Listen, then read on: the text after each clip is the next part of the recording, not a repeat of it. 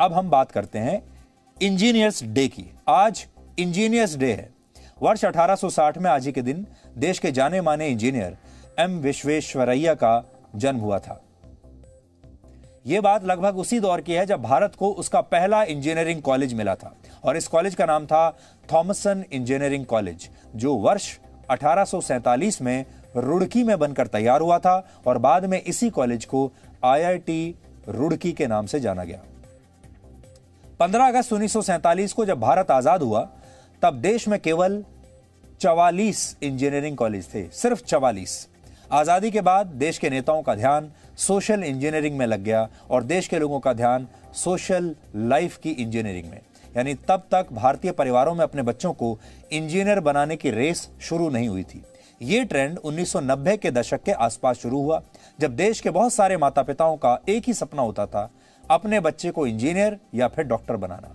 और कई माता पिता तो आज भी यही सपना देखते हैं कि उनका बच्चा डॉक्टर बने या इंजीनियर बने। उस समय बच्चों के माता पिता उनके स्कूल के दिनों से ही पैसा बचाना शुरू कर देते थे ताकि बड़े होकर उनकी पढ़ाई में कोई परेशानी ना हो।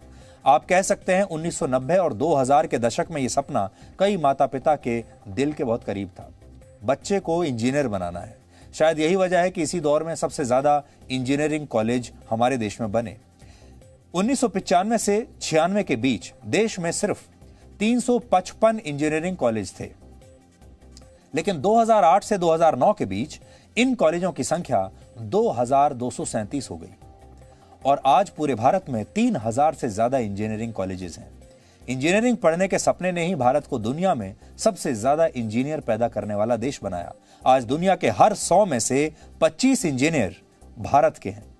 माइक्रोसॉफ्ट, गूगल और आईबीएम के सीईओ भारतीय मूल के हैं और ये सभी इंजीनियर्स हैं।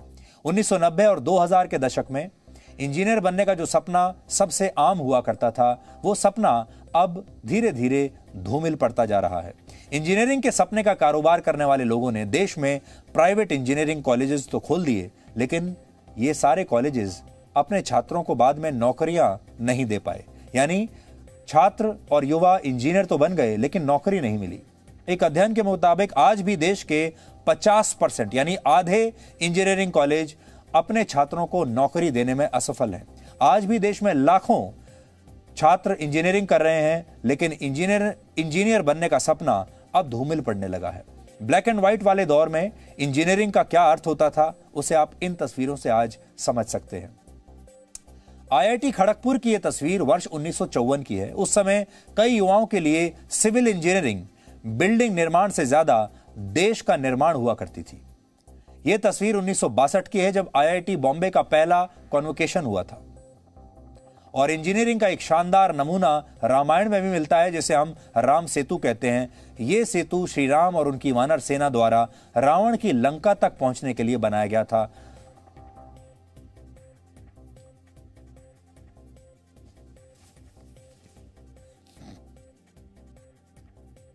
तो कैसे वक्त बदलता है, कैसे दौर बदलते चले जाते हैं। एक जमाना था जब सारे माँ बाप यही सोचते थे कि अपने बच्चे को इंजीनियर बनाना है, और अब इंजीनियर्स की हालत ऐसी है कि अगर आपने इंजीनियरिंग की है तो नौकरी बड़ी मुश्किल से आपको मिलेगी। हम यहाँ ये नहीं कह रहे, इंजीनियरिंग के कुछ अच्छे कॉलेजेस भी हैं, अच्छे इंस्टीट्यूट्स हैं। अगर आपने वहाँ से इंजीनियरिंग की है तो आपका भविष्य बहुत उज्जवल है।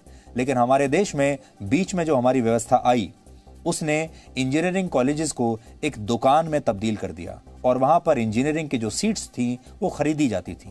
पैसा देकर, डोनेशन देकर बच्चे इंजीनियर बनते थे। अब आप खुद सोचिए, जो छात्र डोनेशन देकर इंजीनियर बन रहा है वो आगे चल के क्या करेगा।